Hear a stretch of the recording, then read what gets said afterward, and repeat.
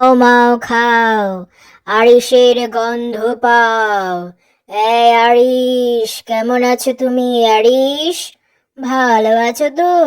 আমি লালটু ভূত এসে গেছি আরিস। তুমি অনেক দুষ্ট হয়ে গেছো আরিস। তোমার বাবা মা আমাকে বলেছে তুমি কারো কথা শোনো না, খাও না, ঘুমাও না, পড়তে বসো না, তাই না আরিস? মনে রাখবে আরিস, জীবনে বড় হতে হলে অনেক পরিশ্রম করতে হয়। পরিশ্রম না করলে কেউ ভালোবাসবে না, কেউ তোমাকে ভালো বলবে না আরিস।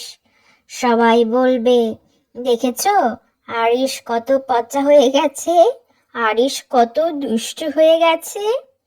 সবাই যখন এটা বলবে, তখন তোমার কেমন লাগবে আরিস বলো তো?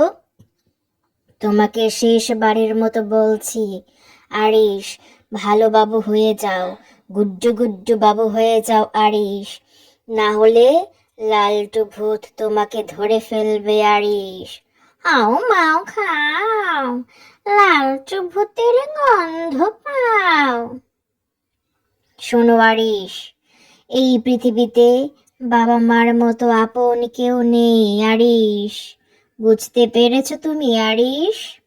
মনে রাখবে, এই পৃথিবীতে সব থেকে ভালো তোমার বাবা মা চাইবে, অন্য কেউ নয়। হাও মাও খাও। তুমি যদি ঠিক মতো না খাও, তোমার গায়ে বল হবে না, মাথায় কোনো বুদ্ধি হবে না আরিস। তখন তুমি আমার কিছুই করতে পারবে না, আর পড়াশোনাও করতে পারবে না আরিস।